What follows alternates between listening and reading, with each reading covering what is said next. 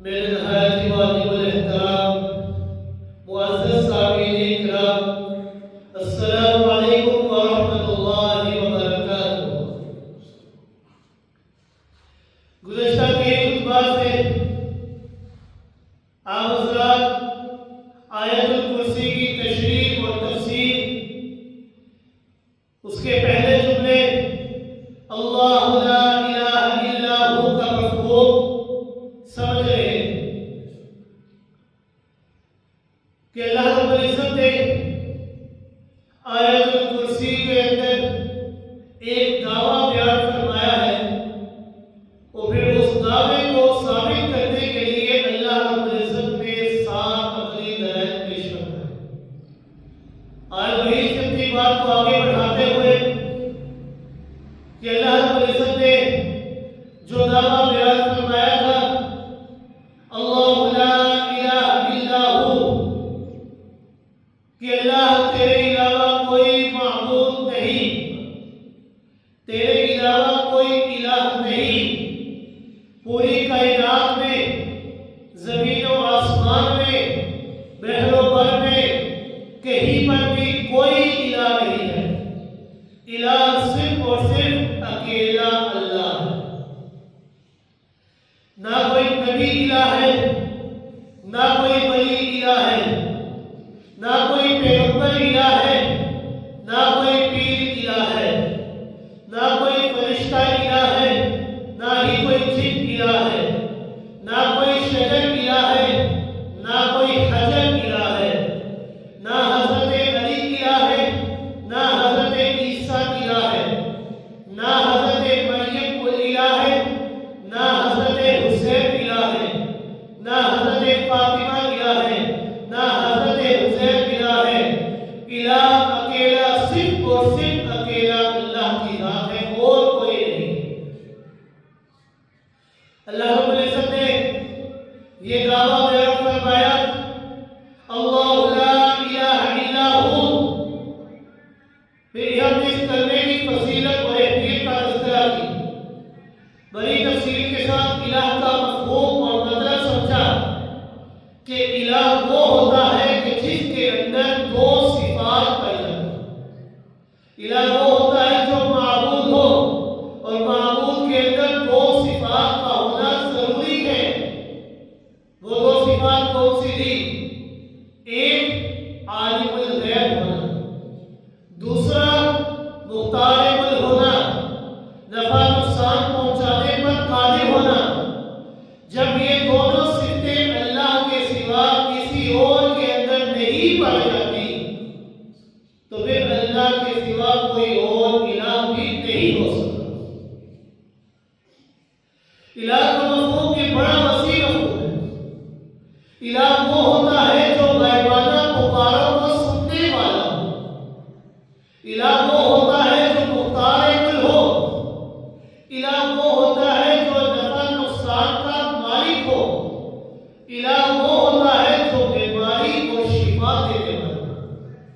الہ وہ ہوتا ہے جس سے غائبانہ امیدیں وابستہ کی جا سکتی ہو، جس کو اٹھتے بیٹھتے مسائل و مشکلات کے اندر پکارا جا سکتا ہو۔ الہ وہ ہوتا ہے جو فریاد رس ہو۔ الہ وہ ہوتا ہے جو داتا ہو، دستگیر ہو سیاز ہو۔ الہ وہ ہوتا ہے جو برکتیں دینے والا ہو۔ الہ وہ ہوتا ہے جو معطی ہو اور مانع بھی ہو۔ الہ وہ ہوتا ہے جو حاضر و ناظر ہو، عالم الغیب ہو، اولاد دینے والا ہو۔ جب اللہ کے سوا کوئی نہیں جو غیب سے میری پکار کو سنتا ہو، جب اللہ کے سوا کوئی نہیں جو میرے حالات کو تبدیل کرنے پر قدرت رکھنے والا ہو، نہ کوئی نبی ہے، نہ کوئی ولی ہے، نہ کوئی پیر ہے، نہ کوئی پیغمبر ہے، نہ کوئی جن ہے، نہ ہی فرشتہ ہے، نہ کوئی زندہ ہے، نہ مردہ ہے، جو غائبانہ میری پکار کو سننے والا ہو، عالم الغیب ہو، حاضر و ناظر ہو، اللہ کے سوا کوئی نہیں ہے۔ تو پھر آیت الکرسی کے اندر جو اللہ نے دعویٰ بیان فرمایا تھا، اس دعوے کے اوپر پورا کامل یقین ہونا چاہیے انسان کا اللہ لا الہ الا ہو کہ اللہ جب تیرے سوا میری پکار کو کوئی سننے والا نہیں، تیرے سوا میرے حالات سے واقف کوئی نہیں، تیرے سوا میرے حالات کو تبدیل کرنے کی طاقت اور اختیار اور قدرت کسی کے پاس نہیں، تو اللہ میرا عقیدہ بھی یہ ہے کہ میرا الہ اور معبود صرف تو ہی تو ہے اور کوئی نہیں۔ اللہ لا الہ الا ہو، اللہ رب العزت نے دعویٰ فرمایا ہے کہ میرے سوا کوئی الہ نہیں۔ پھر اللہ رب العزت نے اپنے اس دعوے کو منوانے کے لیے کوئی زور زبردستی نہیں کی۔ اللہ رب العزت نے جبر و گرہ سے کام نہیں لیا، اپنے دعوے کو زبردستی تسلیم نہیں کروایا، ڈنڈے کے زور سے نہیں منوایا کہ میں کائنات کا رب ہوں، لا الہ الا ہو کو تسلیم کر لو، ورنہ زور سے، قوت سے، طاقت سے میں تم سے منواؤں گا اور تمہیں ماننا ہوگا۔ تم کون ہوتے ہو یہ نہ ماننے والے؟ تم کون ہوتے ہو انکار کرنے والے؟ اللہ رب العزت نے اپنے اس دعوے کو اس طرح نہیں منوایا، بلکہ اللہ رب العزت نے اپنے اس دعوے کو روشن اور واضح دلائل سے ثابت کیا۔ دلائل کی دنیا میں گفتگو کر کے اپنے دعوے کو آفتاب کی طرح روشن کر دیا ہے۔ اصولاً گواہ پیش کرنا بھی مدعی کے ذمہ ہوتا ہے جو دعویٰ کر رہا۔ اللہ رب العزت نے اپنے دعوے پر دلائل کو بطور گواہ پیش کر دیا ہے، اور دلائل بھی ایسے دیے ہیں کہ جن کا تعلق انسان کی عقل کے ساتھ ہوتا ہے۔ دلائل بھی ایسے دیے کہ جو اتنے پیچیدہ نہیں ہے کہ ایک عالم تو سمجھ جائے لیکن جاہل نہ سمجھے، فلسفیانہ اور منطقیانہ گفتگو نہیں کی، بلکہ عقلی اور عام فہم دلائل دیتے ہوئے کہ ایک عالم بھی اللہ کے اس دعوے کے اوپر جو دلائل ہیں ان کو سمجھ لے، اور جاہل بھی یہ جو دلائل ہیں ان کو سمجھ لے، شہری بھی سمجھ لے اور دیہاتی بھی سمجھ لے۔ ایسے دلائل دیے جن کو پڑھ کر اور سن کر بھی معمولی عقل و دماغ رکھنے والا انسان بھی اس مسئلے کی حقیقت کو سمجھ جائے۔ ایک مسلمان بھی ان دلائل سے مطمئن ہو کر اپنے ایمان اور یقین کو مستحکم کر سکتا ہے۔ کافر اور مشرک بھی ان دلائل کی صداقت سے انکار نہیں کر سکتا، اگرچہ وہ ضد اور عناد اور بغض اور حسد کی بنا پر کافر انکار کر دے، مسئلہ توحید کو تسلیم نہ کرے، لیکن جب دلائل کی باری آئے گی وہ دلائل کا منکر نہیں ہو سکے گا، کیونکہ اللہ رب العزت نے دلائل ہی ایسے دیے ہیں جو بڑے ہی ظاہر ہیں، بڑے ہی وسیع مفہوم والے ہیں۔ ہر ایک دلیل اپنے اس دعوے کے لیے بڑی واضح اور صاف ہے۔ اللہ رب العزت نے اپنے دعویٰ کیا لا الہ الا ہو کہ اللہ تیرے علاوہ کوئی معبود نہیں۔ پھر اللہ رب العزت نے اپنے اس دعوے لا الہ الا ہو کو بے ثابت کرنے کے لیے پہلی دلیل پیش فرمائی، الحی القیوم، کہ اللہ تیرے سوا کوئی الہ نہیں، تیرے سوا کوئی معبود نہیں۔ کیوں؟ پہلی دلیل خود رب کائنات دے رہے ہیں۔ رب کائنات نے فرمایا میرے سوا الہ ہونے کی طاقت اور اختیار کسی کے پاس کیوں نہیں ہے؟ پہلی دلیل دی الحی القیوم، میرے سوا الہ اور معبود بننے کے لائق کوئی نہیں، کیونکہ میں ایسا زندہ ہوں جس کے اوپر کبھی موت نے نہیں آنا، میں ایسا زندہ ہوں کہ جس کی ابتدا کوئی نہیں، جس کی انتہا کوئی نہیں، میں ازل سے ہوں اور ہمیشہ رہوں گا۔ القیوم، زندہ تو میں ہوں لیکن القیوم خود قائم ہو اور پوری کائنات کو قائم رکھے ہوئے. یہ جو کائنات قائم ہے اس کا وجود موجود ہے یہ اللہ رب العزت کی ہی بدولت موجود ہے. پوری کائنات کو اور کائنات کی ہر شے کو میں اللہ نے تھام رکھا. آسمان کو دیکھ لیجیے, ہر اتنے وسیع و عریض آسمان کو بغیر ستونوں کے کس نے تھام رکھا ہے؟ اللہ نے. زمین کو پانی کے اوپر کس نے بچھا رکھا ہے, کس نے جما رکھا ہے؟ اللہ نے. پھر زمین پر پہاڑ جیسی ڈیریں کس نے گاڑ دی ہے؟ اللہ نے. ذرا دیکھو تو صحیح اس کائنات کے اندر غور تو کرو. سورج ہے, چاند ہے, ستارے ہیں, سیارے ہیں, ان کو ان کے راستوں پر ان کے وقت مقررہ پر چلانے والا کون ہے؟ اللہ ہے. کائنات کی ہر چیز کو تھامنے والا میں ہوں اور پھر مجھ پر کبھی موت نہیں آئے گی اور میں خود بخود قائم ہوں. مجھے اپنے وجود کے قائم رکھنے میں کسی کے سہارے کی ضرورت نہیں ہے. تو اسی لیے اللہ رب العزت نے فرمایا اللہ لا الہ الا ہو. جب میں ازل سے ہوں اور ہمیشہ رہوں گا اور خود بخود قائم ہوں, یہ ساری کائنات کو میں قائم رکھے ہوئے ہوں, تو پھر دعویٰ یہ ہے کہ اللہ تیرے علاوہ کوئی معبود برحق نہیں, تو وحدہ لا شریک له. میرے سوا ہر ایک شے کے اوپر موت آئے گی. انسانوں پر موت آ جائے گی, جنات پر موت آ جائے گی, فرشتوں پر بھی موت آ جائے گی. نبی ہو, ولی ہو, پیر ہو, پیغمبر ہو, بڑے ہو یا چھوٹے ہو, ہر ایک نے موت کا ذائقہ چکھنا ہے. اور جس پر موت آ جائے اس کے ہوا سے ہم سب بکارا ہو جاتے ہیں. ہاں, جس پر موت آ جائے نہ وہ چل سکتا ہے, نہ وہ پکڑ سکتا ہے, نہ وہ سونگ سکتا ہے, نہ وہ چل سکتا ہے, نہ وہ سن سکتا ہے, نہ وہ دیکھ سکتا ہے. وہ اپنے چہرے پر بیٹھی ہوئی مکھی کی اڑانے پر بھی قادر نہیں ہو سکتا. وہ کروٹ بدلنے پر بھی قادر نہیں ہو سکتا. جو مر جاتا ہے وہ اپنے آپ کو غسل بھی نہیں دے سکتا, وہ اپنے آپ کو کفن بھی نہیں پہنا سکتا, وہ چارپائی پر خود بخود بھی لیٹ نہیں سکتا. جس پر موت آ جائے وہ خود بخود قبرستان پر بھی نہیں جا سکتا. جس پر موت آ جائے وہ خود اپنی آخری آرام گاہ تک نہیں پہنچ سکتا, خود اپنے اوپر پتھر نہیں رکھ سکتا, وہ جو اپنے وجود کو سنبھال نہیں سکتا, وہ جو عاجز اور بے کس ہو جاتا ہے. لوگوں جس پر موت آ جائے وہ جب تیری پکار کو سن نہیں سکتے, تیرے حالات کو دیکھ نہیں سکتے, اپنے وجود تک کو سنبھال نہیں سکتے, تو وہ بڑا الہ اور معبود کیسے ہو سکتے ہیں؟ وہ بڑا مشکل کشا کیسے ہو سکتے ہیں؟ وہ بڑا داتا اور دستگیر کیسے ہو سکتے ہیں؟ الہ اور معبود ہونے کے لائق صرف وہی ذات ہو سکتی ہے جس کے اوپر کبھی موت نے نہیں آنا, اور وہ ذات صرف اللہ کی ذات ہو, کسی کی ذات نہیں ہے.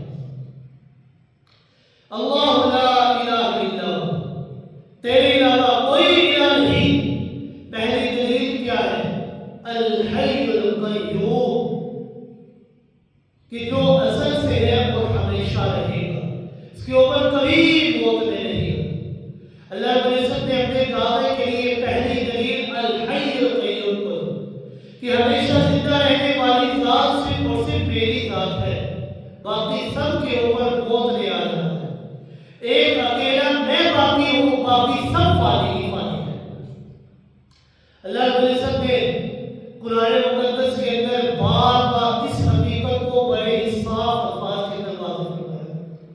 اتنے صاف اور شفاف الفاظ کے اندر واضح فرمایا کہ اگر ذرا سی بھی عقل اور سمجھ رکھنے والا شخص ان آیات کے اندر غور و فکر کر لے تو انسان اس حقیقت کو سمجھ جائے گا کہ الہ اور معبود اکیلے اللہ کی ذات کا کوئی نہیں. رب کائنات نے فرمایا کل نفس ذائقۃ الموت. ہر نفس نے, ہر ذی روح شے نے, ہر ذی روح چیز نے موت کا ذائقہ چکھنا ہی چکھنا.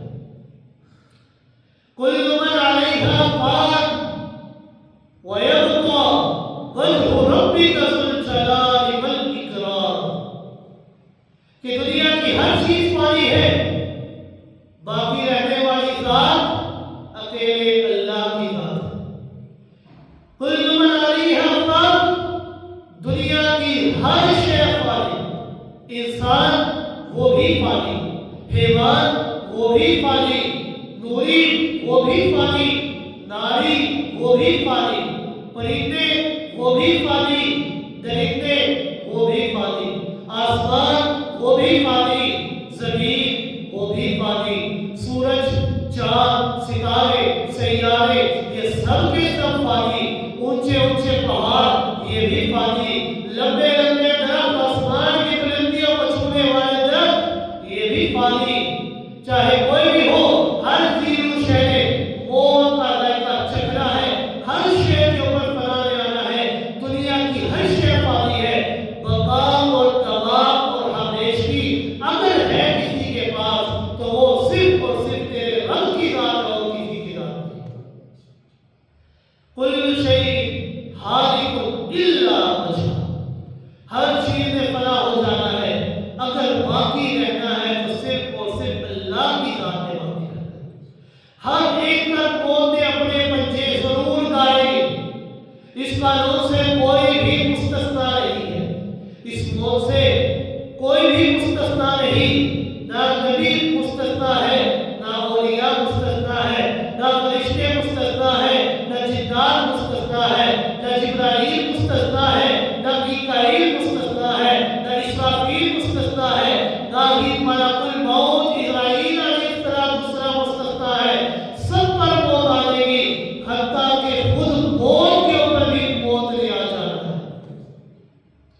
حدیث میں آتا ہے کہ آپ صلی اللہ علیہ وسلم نے فرمایا کہ جب جنتی جنت میں چلے جائیں گے، جہنمی جہنم کے اندر چلے جائیں گے، تو اللہ رب العزت موت کو ایک بیٹے کی صورت میں پیش کریں گے، اسے اہل جنت اور اہل جہنمیوں کے سامنے پیش کریں گے، پھر اللہ رب العزت اس بیٹے کو ذبح کر دیں گے اور اعلان ہو جائے گا کہ اب تم پر کبھی موت نہیں آئے گی، اس لیے کہ آج موت کے اوپر بھی خود موت آ گئی ہے۔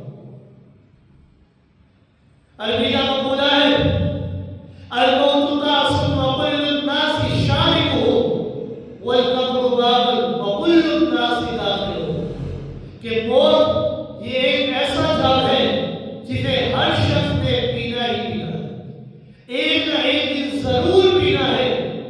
کوئی یہ نہ سمجھے کہ میں تو بھی بچہ، میرے وہ ابھی جوانی آئی ہے، موت یہ نہیں دیکھتی کہ یہ بچہ ہے یا بوڑھا ہے، موت یہ نہیں دیکھتی کہ یہ نر ہے یا مادہ ہے، موت کسی کو نہیں دیکھتی، جب وقت مقررہ آ جائے تو انسان کے اوپر موت آ جاتی ہے۔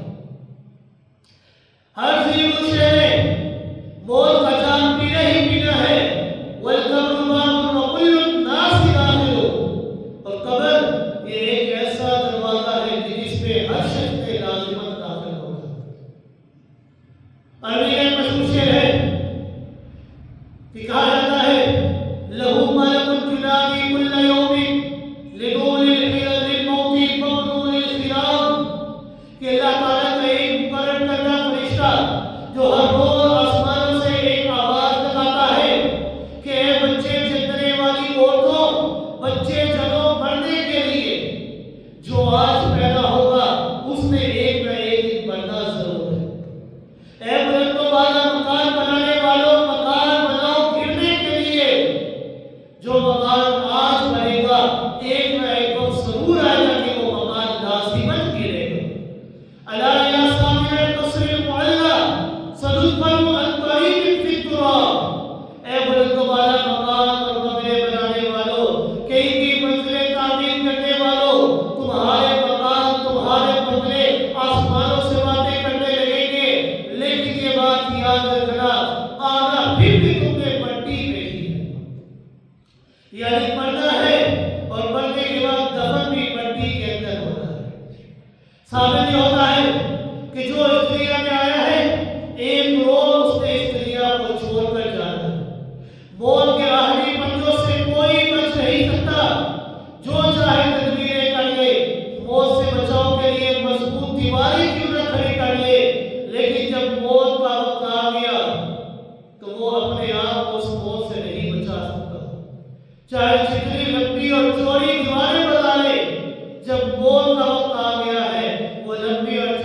تمہارے بھی موت کو آنے سے نہیں روک سکے گے۔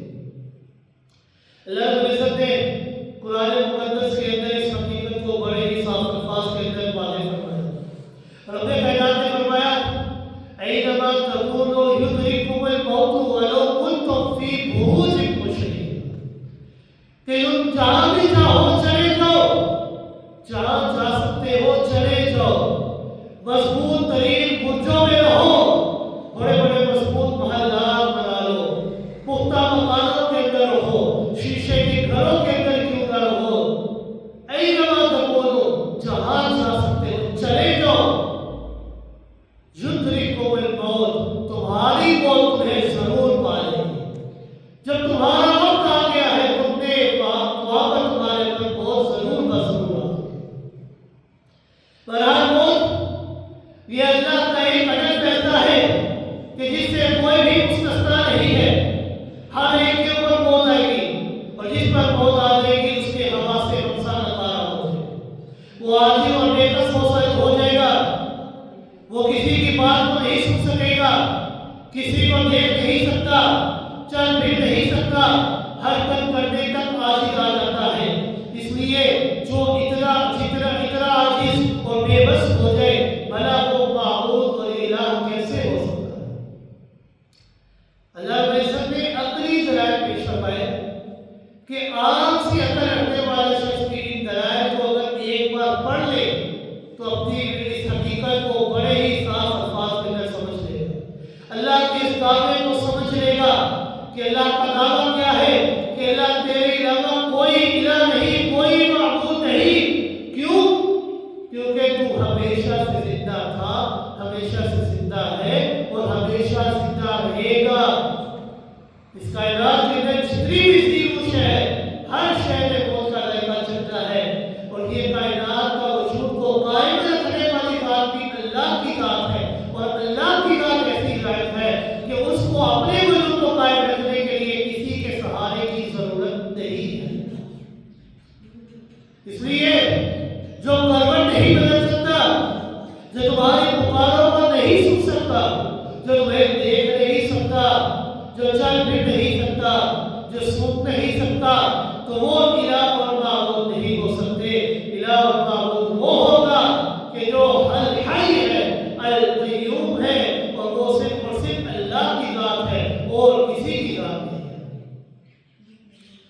قرآن مقدس ایک عظیم پیغمبر کا ذکر کرتا ہے، حضرت سلیمان علیہ السلام پیغمبر بھی ہے، بادشاہ بھی ہے، جنات تابع ہیں اور ہوا کو اللہ نے ان کے مسخر کر دیا، گھوڑوں پر بھی حکومت ہے، پرندوں کی بولیوں کو بھی سمجھتے ہیں۔ اتنے عظیم پیغمبر ہیں کہ ہر شے کے اوپر اللہ نے ان کو حکومت دی، آسمانوں پر ان کا تخت پورا کرتا تھا، پرندوں کی بولیاں سمجھتے تھے۔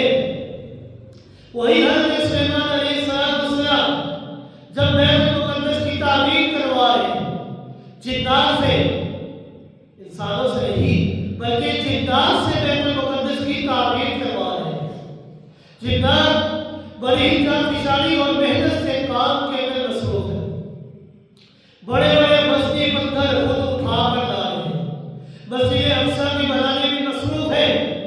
حضرت سلیمان علیہ السلام خود اس تمام کام کی نگرانی کر رہے ہیں۔ ایک روز ملک الموت تشریف لے آتے ہیں، حضرت سلیمان علیہ السلام سے عرض کرتے ہیں کہ حضرت جی تیار ہو جائیے، اللہ کا پیغام لے کر آیا ہو، کہ آپ کا آخری وقت آن پہنچا ہے۔ حضرت سلیمان علیہ السلام عرض کرتے ہیں کہ رب العالمین تیرا پیغام تو آ گیا ہے، مگر اس طرح تیرے گھر کی تعمیر نامکمل رہ جائے گی، اگر میری موت واقع ہو گئی جنات کام کرنا چھوڑ دیں گے، پھر بیت المقدس کس طرح بنے گا، یہ کس طرح مکمل ہوگا، اسے پایا تکمیل تک کون پہنچائے گا؟ اللہ رب العزت نے فرمایا کہ میرے پیارے سلیمان علیہ السلام تم کیا سمجھ رہے ہو کہ اس بیت المقدس کی تعمیر تم اپنی طاقت اور قدرت سے کر رہے ہو؟ نہیں میرے پیارے پیغمبر، میری اجازت اور میرے حکم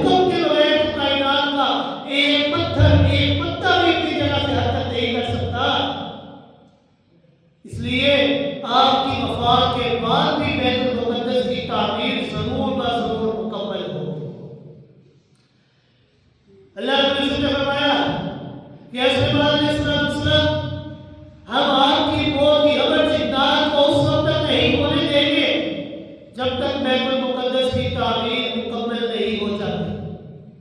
آپ اس طرح کریے کہ ایک شیشے کے کمرے میں کھڑے ہو جائیے، لاٹھی کے اوپر اپنے وجود کو ٹیک دے دیجیے، لاٹھی کے اوپر سہارا لے لیجیے، ہم اسی حالت کے اندر آپ کی روح کو قبض کر لیں گے اور جنات کو خبر بھی نہیں ہوگی اور وہ پہلے سے بھی زیادہ کام کریں۔ حضرت سلیمان علیہ السلام لاٹھی پر ٹیک لگا کر کھڑے ہو گئے، شیشے کے بند کمرے کے اندر کھڑے ہو گئے۔ اللہ رب العزت نے روح قبض کر لی، جنات نے پہلے سے بھی زیادہ کام کرنا شروع کر دیا۔ وجہ کیا تھی کہ پہلے تو حضرت سلیمان علیہ السلام تھوڑی دیر آرام کرنے کے لیے اپنے گھر میں چلے جایا کرتے تھے، لیکن اب تو صبح شام یہاں پر ہمارے سر کے اوپر کھڑے۔ حضرت سلیمان علیہ السلام کو کہیں بھی نہیں جا رہے۔ جنات سوچ رہے کہ ہو سکتا ہے کہ انہیں اس مسجد کی تعمیر کے لیے بہت زیادہ جلدی ہو، تو انہوں نے دن رات اس مسجد کی تعمیر کے اندر کام کو زیادہ کر دیا، دن رات محنت کرنا شروع کر دی، دن رات اور تیزی سے کام کرنا شروع کر دی۔ لیکن جو ہی بیت المقدس کی تعمیر اول اختتام کو پہنچنے لگی، اپنے کام کو مکمل ہونے کی قریب ہوئی، تو دیپک کے کیڑے نے لاٹھی کو کھانا شروع کر دیا۔ جب لاٹھی کمزور ہو گئی، کھوکھلی ہو گئی، حضرت سلیمان علیہ السلام کا وزن برداشت نہ کر سکی، حضرت سلیمان علیہ السلام گر پڑے۔ قرآن مقدس اس واقعے کا نقشہ اس طرح کھینچتا ہے کہ اللہ رب العزت نے فرمایا فَلَمَّا قَضَيْنَا عَلَيْهَا الْمَوْتَ مَا دَلَّهُمْ عَلَىٰ مَوْتِهِ إِلَّا دَابَّةُ الْأَرْضِ تَأْكُلُ مِن سَأَتِهَا فَلَمَّا خَرَّ تَبَيَّنَتِ الْجِنُّ أَن لَّوْ كَانُوا يَعْلَمُونَ الْغَيْبَ مَا لَبِثُوا فِي الْعَذَابِ الْمُهِينِ۔ کہ جب ہم نے حضرت سلیمان علیہ السلام پر موت کا فیصلہ کیا تو کسی کو بھی ان کی موت کی خبر نہ ہو سکی۔ ہاں، دیپک کے کیڑے نے جب اپنا کام دکھایا، دیپک کے کیڑے نے جب لاٹھی کو کھانا شروع کر دیا اور وہ لاٹھی کمزور ہو گئی، وہ سیدھا ہو گئی، کھوکھلی ہو گئی، حضرت سلیمان کا وزن نہ اٹھا سکی، حضرت سلیمان علیہ السلام گر پڑے، تو اللہ رب العزت نے مسئلے کو سمجھا دیا، لوگوں کو سمجھا دیا اس سارے واقعے سے کہ جس پر موت آ جائے، چاہے وہ پیغمبر ہی کیوں نہ ہو، وہ موت کے بعد اپنے جسم کو بھی تھامنے پر قادر نہیں ہو سکتا۔ جس پر موت آ جائے وہ اپنے جسم کو تھام نہیں سکتا، جو اپنے جسم کو، اپنے وجود کو تھامنے پر قادر نہیں ہے، بھلا وہ تمہارا الہ معبود کیسے ہو سکتا ہے؟ بھلا وہ تمہارا داتا اور دستگیر کیسے ہو سکتا ہے؟ بھلا اس کے سامنے تم اپنی جھولیاں کیسے پھیلا سکتے ہو؟ بھلا اس کے سامنے تم دستے دراز سوار کیسے ہو سکتے ہو؟ اس کے سامنے اپنی جبین کیسے جھکا سکتے ہو؟ اپنی جھولیاں، اپنے ہاتھ، اپنی جبین اس کے سامنے پھیلاؤ کہ جو تمہاری ہر حالت سے واقف ہے اور تمہارے حالات کو تبدیل کرنے پر قادر ہے، اور وہ ذات اور کوئی نہیں بلکہ الحی القیوم، اکیلے اللہ کی ذات اور کسی کی ذات نہیں ہے۔ حضرت سلیمان علیہ السلام کا جسم گر پڑا، اس لیے کہ اس کے اندر روح موجود نہ تھی۔ اگر جس جسد اطہر کے اندر روح موجود ہوتی تو وہ کبھی نہ گرتے۔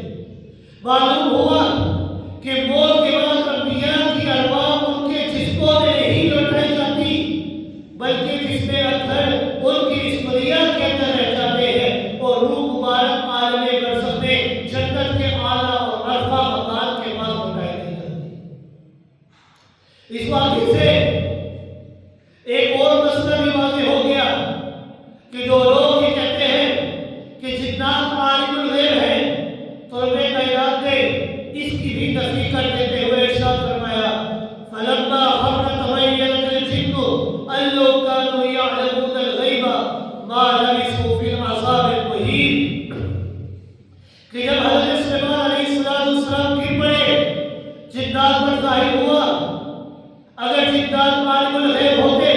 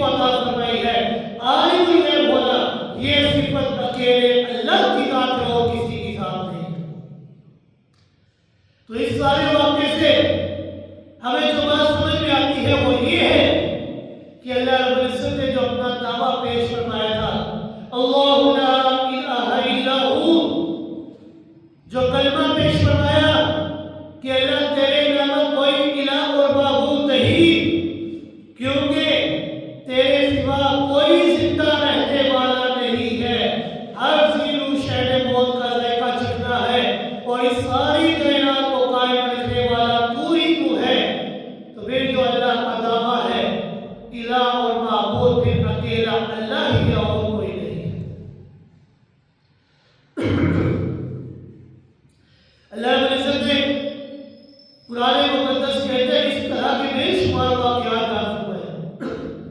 قرآن مقدس کے اندر اللہ رب العزت نے ایک اور جلیل القدر پیغمبر کا تذکرہ فرمایا، جن کا اس میں گرامی مفسرین اکرام نے حضرت عزیر علیہ السلام ذکر فرمایا۔ یہودی انہیں اللہ کا بیٹا کہتے ہیں، ابن اللہ تک کہتے ہیں۔ اللہ رب العزت نے فرمایا وقالت الیہود عزیر ابن اللہ، کہ یہودی حضرت عزیر کو اللہ کا بیٹا کہتے ہیں، انہیں عالم الغیب سمجھتے ہیں، انہیں حاضر و ناظر نفع نقصان کا مالک سمجھتے ہیں، انہیں برکتیں دینے والا سمجھتے ہیں، انہیں اولاد دینے والا سمجھتے ہیں۔ وہ یہ کہتے ہیں کہ حضرت عزیر علیہ السلام ہماری پکاروں کو سنتے ہیں، ہماری مرادیں پوری کرتے ہیں، ہماری منزلیں آسان فرما دیتے ہیں۔ چنانچہ اللہ رب العزت نے حضرت عزیر کا ہی واقعہ بیان کر کے یہودیوں کے عقائد پر کاری ضرب لگا دی کہ جن کو تم معبود اور مشکل کشا سمجھتے ہو، آؤ میں تمہیں ان کی بے چارگی اور ان کی بے بسی اور لاچاری کو دکھاؤں۔ حضرت عزیر علیہ السلام اپنے گدھے پر سوار ہے، ایک بستی کے قریب سے گزرتے ہیں۔ بستی تباہ و برباد ہو کر اپنی چھتوں کے بل گری پڑی ہے، شہر اجڑا پڑا ہے، وہاں کوئی آبادی نہیں تھی، نہ بندہ تھا نہ بندے کی ذات تھی۔ ان کے دل میں خیال آیا کہ یہاں پر ایک بھی مکان صالح موجود نہیں ہے، مکمل طور پر یہ بستی تباہ و برباد ہو چکی ہے، یہاں کوئی آباد کرنے والا بھی نہیں ہے۔ اَنَّىٰ يُحْيِي هَٰذِهِ اللَّهُ بَعْدَ مَوْتِهَا، کہ اللہ اس برباد اور اجڑی ہوئی بستی کو آپ دوبارہ اثر نو آباد کیسے کریں گے؟ ان کے ذہن میں خیال آیا کہ اس اجڑی ہوئی برباد بستی کو اثر نو دوبارہ کیسے آباد کیا جائے؟ یہاں پر کیا کبھی مکان بنیں گے؟ یہاں پر مکانوں کو آباد کرنے والے لوگ ہوں گے؟ یہاں پر کیا کبھی بازار ختم ہوں گے؟ لوگ کاروبار اور تجارت میں مشغول ہوں گے؟ اتنی بربادی کے بعد پھر سے آبادی کیسے ممکن ہو سکتی ہے؟ جب حضرت عزیر علیہ السلام اس تباہ شدہ بستی کے پاس سے گزرے، صبح کا وقت تھا، انہوں نے تھوڑی دیر آرام کرنے کے لیے یہی ٹھہرنے کا فیصلہ کر لیا۔ اپنے گوشتدار کو ایک درخت کی ٹہنی کے ساتھ باندھ دیا، گدھے کو درخت کے ساتھ باندھ دیا اور آرام کرنے کے لیے لیٹ گئے۔ رب کائنات نے فرمایا تیسرا سپارہ دوسرا رکوع کہ رب کائنات نے فرمایا فَأَمَاتَهُ اللَّهُ مِائَةَ عَامٍ، کہ وہ چند لمحوں کے لیے سونا چاہتے تھے لیکن ہم نے انہیں 100 سال تک موت کی نیند سلا دی۔ سونا تو چند لمحوں کے لیے وہ چاہتے تھے لیکن ہم نے انہیں 100 سال تک موت کی نیند سلا دی۔ ان کی روح ہم نے قبض کر لیا۔ اس 100 سالوں کے اندر ان کا جسم اندر زمین کی پیٹھ پر پڑا رہا، روح ہمارے قبضے میں رہی۔ ثم بعث، پھر 100 سال کے بعد ہم نے جب انہیں دوبارہ بیدار کیا تو اثر کا وقت قریب تھا۔ اٹھانے کے بعد رب کائنات نے اس سے سوال فرمایا کم لبثت، کہ اے عزیر آپ کتنی دیر یہاں پر ٹھہرے، کتنی دیر آیا آپ نے یہاں پر آرام کیا؟ رب کائنات سوال فرمائے کہ اے عزیر علیہ السلام آپ یہاں پر کتنی دیر ٹھہرے، کم لبثت، کتنی دیر ہوئی آپ نے یہاں پر؟ حضرت عزیر علیہ السلام نے عرض کیا کہ اللہ تعالیٰ میں یہاں پر ایک دن یا دن کا کوئی آدھا حصہ یہاں پر رکا ہوگا، لبثت یوماً و بعض یوم، ایک آدھا دن یا آدھا دن یہاں پر رکا ہوگا۔ تو رب کائنات نے فرمایا بل لبثت مئۃ عام، ایک آدھ دن نہیں، دن کا بعض حصہ نہیں، بل لبثت مئۃ عام، بلکہ آپ یہاں تک 100 سال سے سو رہے ہیں۔ آپ کو وجود مقدس زمین کی پیٹھ پر پڑا ہوا ہے، روح مبارک میرے پاس نہیں ہے۔ اس سارے واقعے کی بات سمجھ میں آ جاتی ہے کہ جس پر موت آ جائے، جو موت کا جام پی لے، چاہے وہ پیغمبر ہو یا امتی ہو، اسے اپنے وجود کا بھی علم نہیں ہوتا، وہ دنیا کے حالات سے بے خبر ہوتا ہے، اس لیے معبود اور بنا بننے کے لیے وہ لائق نہیں ہو سکتے۔ جس پر وہ آگے وہ تیری پکار کو سن نہیں سکتے۔ الہ اور معبود وہی ہوں گے جس کے اوپر کبھی موت نہیں آئے گی، اور وہ ذات کس کی ذات ہے؟ الحی القیوم ذات کس کی ذات ہے؟ وہ اکیلے اللہ کی ذات ہے اور کسی کی ذات نہیں۔ اب حضرت عزیر علیہ السلام ایک دو دن نہیں، ایک دو سال نہیں، بلکہ ایک صدی تک ان کے اوپر موت طاری رہی۔ 100 سال کے درمیان گرمی کی تپش بھی ہوتی ہوگی، سردی کی ٹھنڈک بھی ہوتی ہوگی۔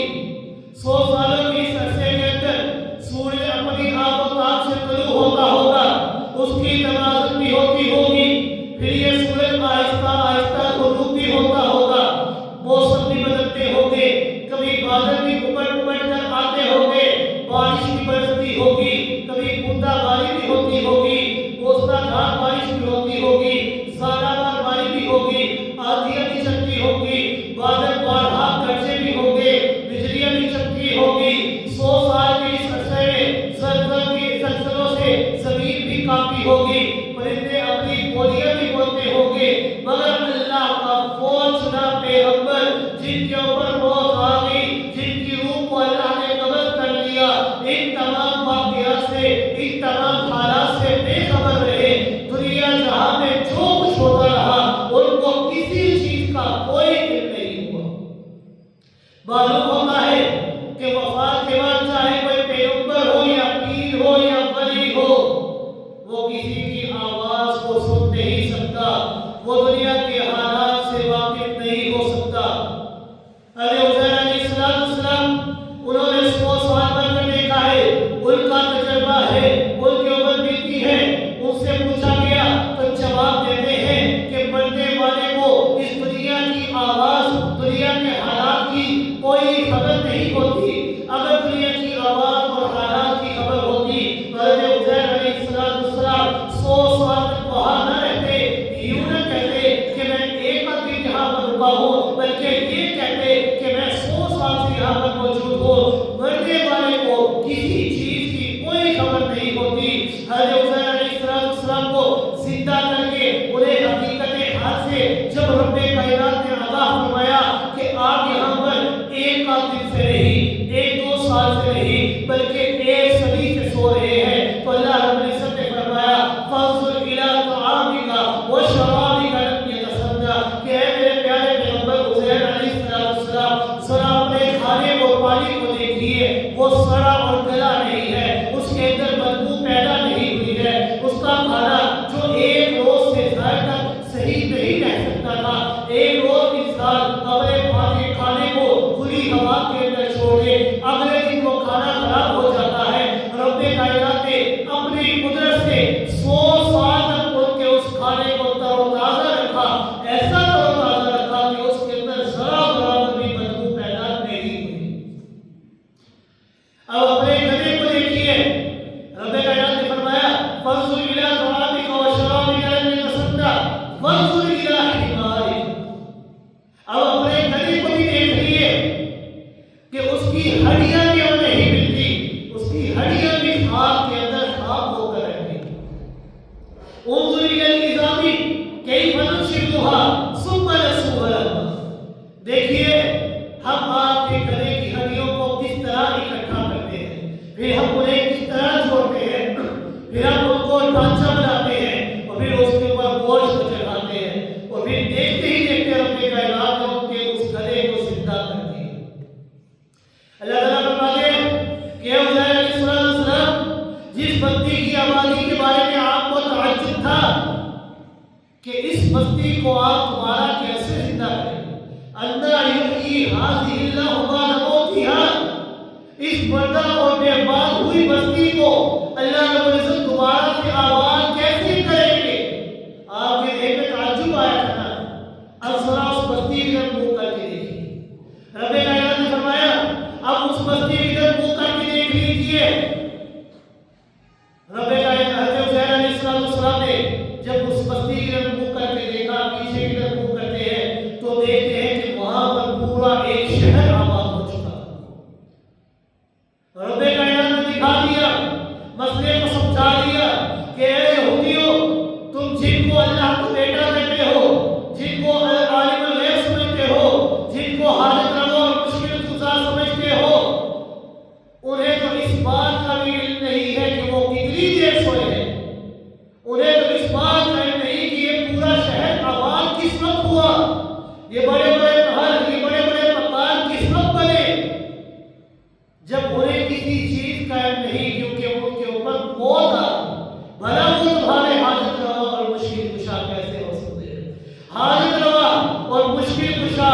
صرف وہی ذات ہو سکتی ہے کہ جس کے اوپر موت کبھی نہیں ہے۔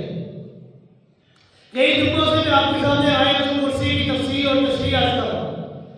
اللہ رب العزت نے آیت الکرسی کے اندر ایک دعویٰ بیان فرمایا، اس دعوے کو ثابت کرنے کے لیے 7 دلائل پیش فرمائے۔ ہر ایک دلیل اس دعوے کو ثابت کر رہی ہے کہ الہ اور معبود اکیلا اللہ ہے۔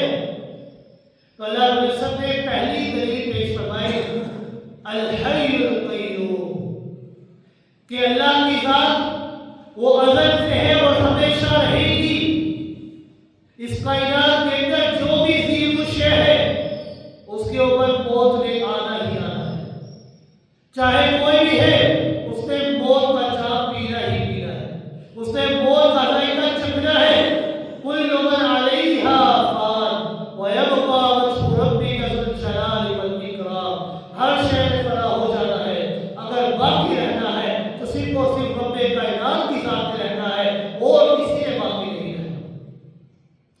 2 واقعات بیان فرمائے، ایک حضرت سلیمان علیہ السلام کہ ان کے واقعے سے پتہ چلا کہ چاہے جنات ہو، جب کسی کے اوپر موت آ گئے کسی کو بھی کسی چیز کی خبر نہیں ہو سکتی۔ دوسرا حضرت عزیر علیہ السلام، وہ پیغمبر ہیں، اللہ کے جلیل القدر پیغمبر ہیں، 100 سال تک سوتے رہے، اللہ نے ان کی روح کو قبض کر لیا، پورے شہر کو ان کے پاس آباد کر دیا، انہیں کسی چیز کی کوئی خبر نہ ہوئی۔ جب انسان کے اوپر موت آ گئی کسی چیز کی خبر نہ ہو تو بھلا وہ الہ اور معبود کیسے ہو سکتے ہیں؟ الہ اور معبود وہ ہوگا جو الحی ہے، القیوم ہے، اور الحی القیوم صرف اور صرف اللہ کی ذات ہے اور کسی کی ذات نہیں ہے۔ یہ مسئلہ میں آپ کے سامنے بیان کر رہا ہوں کہ جس کے اوپر موت آ جائے وہ معبود و الہ بننے کے لائق نہیں۔ اس مسئلے کو آپ صلی اللہ علیہ وسلم کی وفات پر سیدنا صدیق اکبر رضی اللہ تعالیٰ عنہ نے بڑے ہی خوبصورت انداز کے اندر حل فرمایا، اتنے خوبصورت انداز کے اندر حل فرمایا کہ ذرا برابر بھی انہوں نے کسر نہیں چھوڑی۔ رسول اکرم صلی اللہ علیہ وسلم جب اس دنیا فانی سے پردہ ہو جاتے ہیں تو اصحاب رسول میں غم اور افسوس اور بے چینی کی لہر ہو جاتی ہے، مصیبت اور دکھ کا پہاڑ ان کے اوپر اچانک ٹوٹ پڑتا ہے۔ ان کا محبوب ترین پیغمبر، بابا سے بن کر شفیق اور مہمان پیغمبر آج انہیں جانے جدائی سے دے گیا۔ اصحاب رسول میں سے کتنے کی زبانیں بند ہو گئی، حواس گم ہو گئے، راستے میں ایک دوسرے کے پاس سے گزرتے اور سلام تک کا جواب نہ دیا۔ پریشانی کی اتنی حالت تھی کہ سیدنا فاروق اعظم رضی اللہ تعالیٰ عنہ جیسا جڑی، بہادر اور نڈر اور شجاع شخص بھی ہمت ہار گئے، حتیٰ کہ ہوش و حواس بھی کھو بیٹھے تھے۔ رحمت کائنات کی اس دنیا سے پردہ ہو جانے کے صدمے سے ذہن کوف ہو گیا، منہ سے غصے کی وجہ سے جھاگ آ رہی تھی، ہاتھ میں ننگی تلوار تھی اور لہرا کر کہتے تھے لوگوں سنو کہ جس شخص نے یہ کہا کہ رسول اکرم صلی اللہ علیہ وسلم اس دنیا میں فانی سے پردہ ہو گئے ہیں، ان کے اوپر موت آ گئی ہے، میں فاروق اعظم اس کی گردن سر سے جدا کر دوں گا، اس کا سر سے جدا کر دوں گا، اس کی گردن گرم کر دوں گا۔ آپ پر ابھی موت طاری نہیں ہوئی، صرف غشی طاری ہوئی ہے، آپ ابھی بے ہوش ہوئے ہیں، تھوڑی دیر کے بعد آپ بیدار ہوں گے اور پھر سے منافقین کا سر قلم کریں گے۔ سیدنا فاروق اعظم رضی اللہ تعالیٰ وہ فرماتے ہیں کہ میرا یہ خیال تھا کہ آپ صلی اللہ علیہ وسلم پر ابھی موت تو آئے گی لیکن ابھی موت نہیں گئی، آپ کے اوپر ابھی صرف غشی طاری ہوئی ہے، آپ بے ہوش ہوئے ہیں۔ جس طرح آپ کے لیے جفانی سے پردہ ہو جانے سے پہلے آپ نماز کے لیے بیدار ہوتے لیکن غشی کھا جاتے اور بے ہوش ہو جایا کرتے تھے، بار بار نماز کے لیے جانے کی کوشش کرتے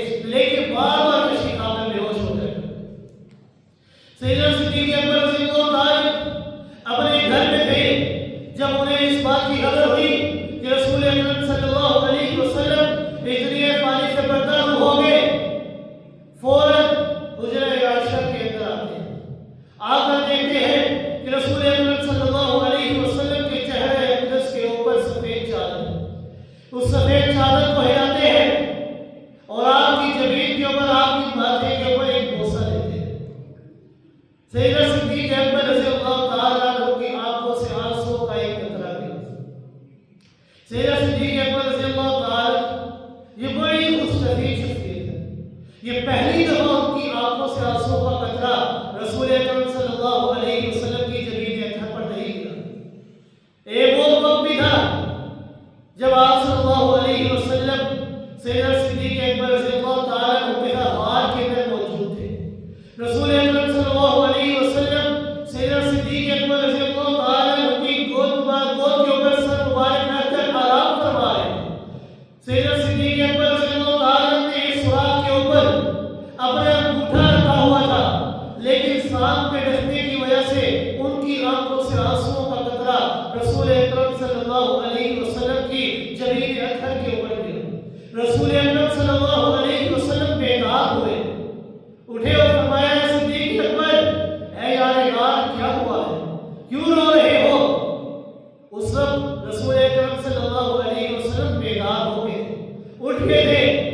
آپ صلی اللہ علیہ وسلم نے زہر کا اثر اپنے لباب دہن سے ختم فرمایا تھا. لیکن آج سیدنا صدیق اکبر رضی اللہ تعالیٰ عنہ کے آنسوں کا قطرہ ایک بار پھر سے جبین اطہر پر گرا. لیکن آج رسول اکرم صلی اللہ علیہ وسلم بیدار نہیں ہوئے. بوسہ لینے کے بعد سیدنا صدیق اکبر رضی اللہ تعالیٰ عنہ نے فرمایا طبت حیا و طبت میتا، کہ میرے محبوب پیغمبر صلی اللہ علیہ وسلم آپ کی زندگی بھی بڑی پاکیزہ تھی اور آپ کی موت بھی بڑی پاکیزہ ہے. لا یصیبکم اللہ موتتین، اللہ رب العزت آپ کو دو موتوں کا ذائقہ کبھی نہیں دے. مطلب یہ ہے کہ جو سیدنا فاروق اعظم فرما رہے تھے کہ آپ بھی بے ہوش ہوئے دوبارہ بیدار ہوں گے، سیدنا صدیق اکبر نے فرمایا نہیں، آپ کو اللہ رب العزت کبھی دو موتوں کا ذائقہ نہیں دیں گے، بلکہ آپ کے اوپر موت آ چکی ہے، آپ اس دار فانی سے چلے گئے ہیں، آپ کی روح مبارک کو اپنے کائنات کے اپنے پاس بلا لیں. سیدنا صدیق اکبر رضی اللہ تعالیٰ بڑے ہی حوصلے سے، بڑی ہمت سے، بڑی اعصاب مضبوط کر کے مسجد نبی میں تشریف لاتے ہیں. تمام اصحاب رسول فرد غم میں نڈھال ہیں. سیدنا عمر فاروق رضی اللہ تعالیٰ بھی عشق کے اندر نڈھال ہے، ان کے اوپر عشق کا غلبہ تھا. اس قدر عشق کا غلبہ ہو چکا تھا کہ عقل پیچھے رہ گئی اور عشق بڑھ گئی. لیکن سیدنا صدیق اکبر رضی اللہ تعالیٰ اپنی عقل اور عشق کو دونوں پر توازن لے کر چلتے ہیں، منبر میں جلوہ افروز ہوتے ہیں اور سیدنا فاروق اعظم رضی اللہ تعالیٰ سے فرماتے ہیں اجلس یا عمر، کہ عمر بیٹھ جائیے. لیکن سیدنا فاروق اعظم رضی اللہ تعالیٰ بیٹھ جائیے. دوبارہ فرماتے ہیں الا رسمک یا عمر، کہ عمر اپنے قدموں پر بیٹھنے کی کوشش کرو اور میری باتوں کو اپنے کان کھول کر سنو. لیکن سیدنا فاروق اعظم رضی اللہ تعالیٰ سنتے ہی نہیں. جب سیدنا صدیق اکبر رضی اللہ تعالیٰ نے یہ کیفیت دیکھی تو منبر نبوی پر تشریف لائے. اب تمام اصحاب رسول سیدنا فاروق اعظم رضی اللہ تعالیٰ کو چھوڑ کر منبر کے قریب بیٹھ گئے اور سیدنا صدیق اکبر رضی اللہ تعالیٰ کی گفتگو کو توجہ سے سننے لگے. سیدنا صدیق اکبر رضی اللہ تعالیٰ نے خطبہ ارشاد فرمایا، خطبے کا آغاز فرمایا فحمد اللہ وصلی علی نبیہ، رب کائنات کی پاکیزگی اور تعریف بیان فرمائی کہ اللہ تیری ذات پاک ذات ہے، تیرا کوئی شریک نہیں ہے، تو وحدہ لا شریک ذات ہے. اور آپ صلی اللہ علیہ وسلم پر درود شریف پڑھا اور فرمایا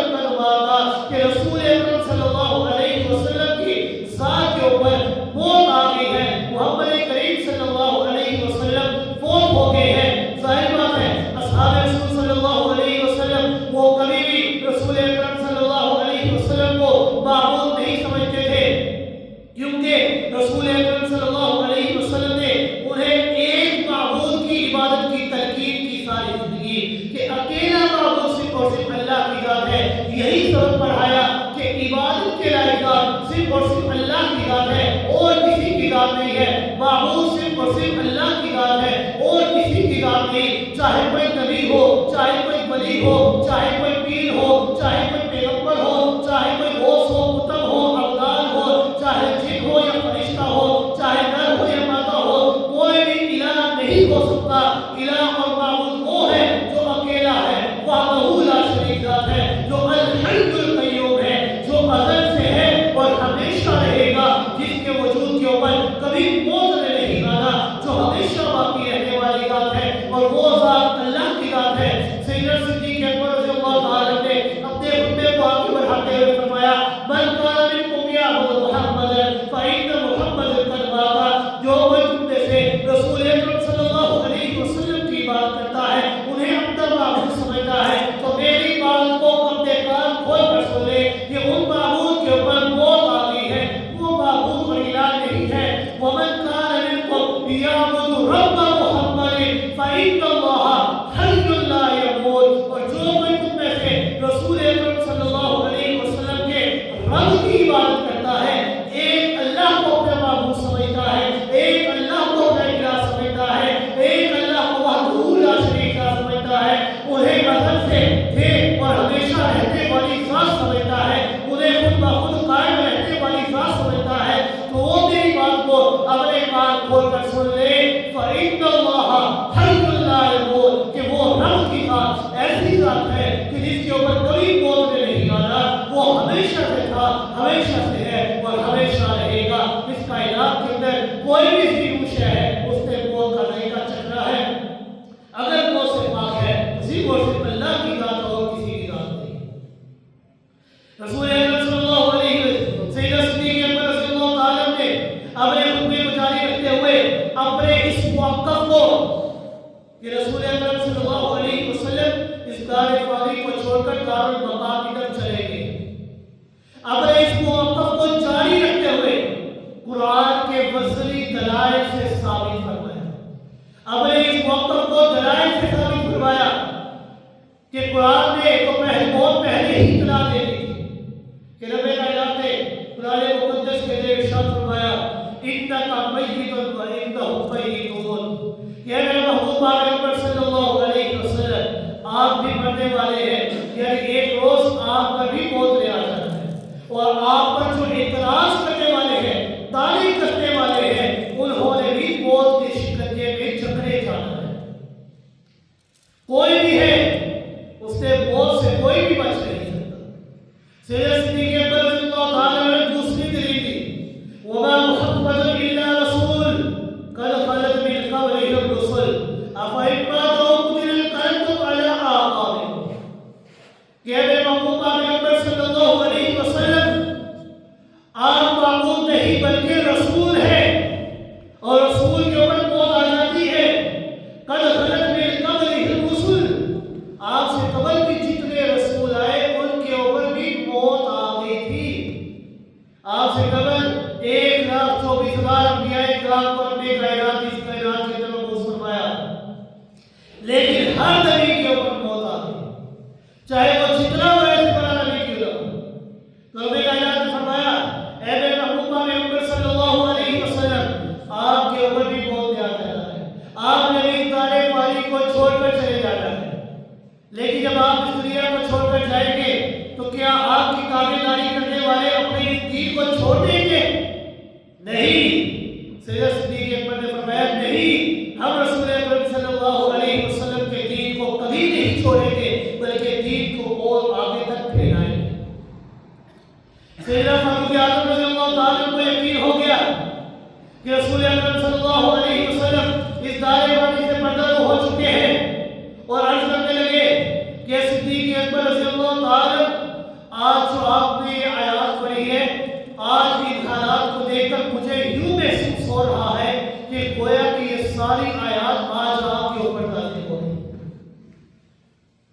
کہ اس انداز کے اندر سیدنا صدیق اکبر رضی اللہ تعالیٰ نے فرمایا کہ اس کائنات کے اندر چاہے کوئی نبی ہے، چاہے کوئی ولی ہے، چاہے کوئی پیر ہے یا پیغمبر ہے، چاہے کوئی چھوٹا ہے یا بڑا ہے، چاہے کوئی جوان ہے یا بوڑھا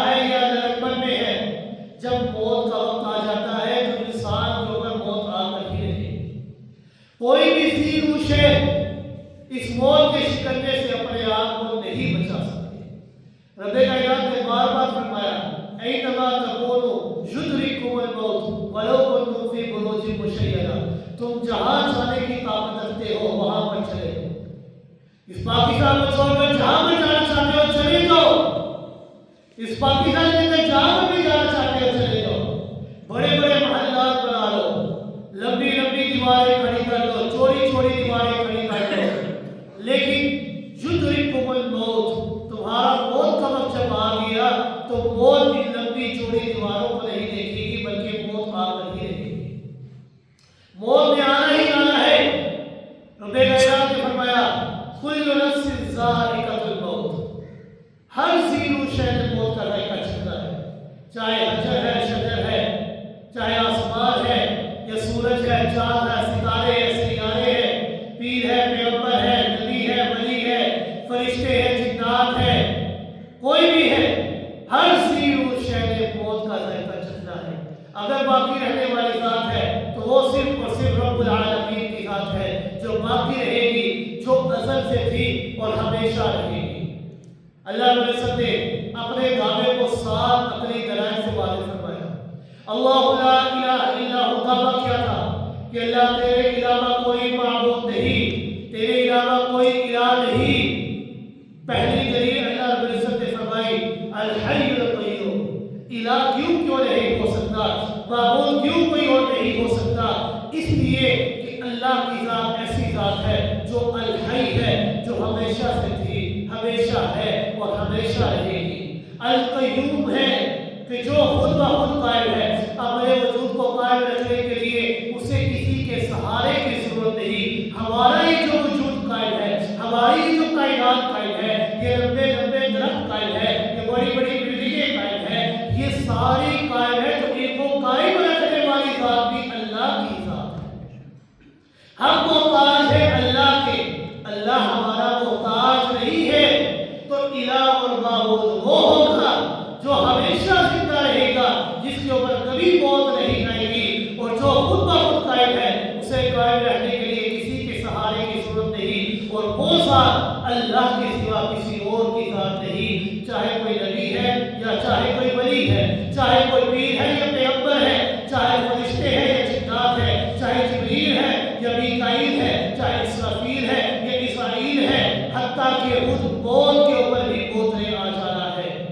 जब मौत के ऊपर भी मौत ने आ जाना है तो फिर कौन बाकी रहेगा? अल्लाह की जात बाकी रहेगी। जब अल्लाह की जात वो अकेले बाकी रहने वाली जात है, उसके ऊपर कभी मौत नहीं आना, उसने मौत का जायका नहीं चखना, वो खुद ब खुद पहले से ही कायम है, जिसकी ना कोई इब्तिदा थी ना ही कोई इंतहा है। तो फिर वही इलाह और माबूद हो सकता है, और कोई इलाह और माबूद नहीं हो सकता। तो अल्लाह रब्बुल इज़्ज़त ने दावा पेश फरमाया, दावे को साबित करने के लिए सात अकली दलाइल पेश फरमाए। पहली दलील बयान की है आज कि अल्लाह रब्बुल इज़्ज़त ने फरमाया अल हय्युल क़य्यूम, मैं इलाह और माबूद इसलिए हूँ कि मैं खुद ब खुद कायम हूँ, मुझे कायम रहने के लिए किसी के सहारे की जरूरत नहीं, और मैं अज़ल से हूँ और हमेशा रहूँगा। मेरे वजूद के ऊपर कभी ज़वाल नहीं आ सकेगा। इस कायनात की चाहे कोई भी चीज़ है, उसके ऊपर मौत ने आ जाना है। लिहाजा इलाह और माबूद अकेले अल्लाह की जात है, पुकार के लायक अकेले अल्लाह की जात है। हमारी झोली फैलनी चाहिए तो सिर्फ अल्लाह के सामने फैलनी चाहिए, हमारे हाथ फैलने चाहिए तो अकेले अल्लाह के सामने फैलने चाहिए, हमारी जमीन झुकनी चाहिए तो अकेले अल्लाह के सामने झुकनी चाहिए, हमारे आंसू निकलने चाहिए तो इस खौफ से निकलने चाहिए कि हमने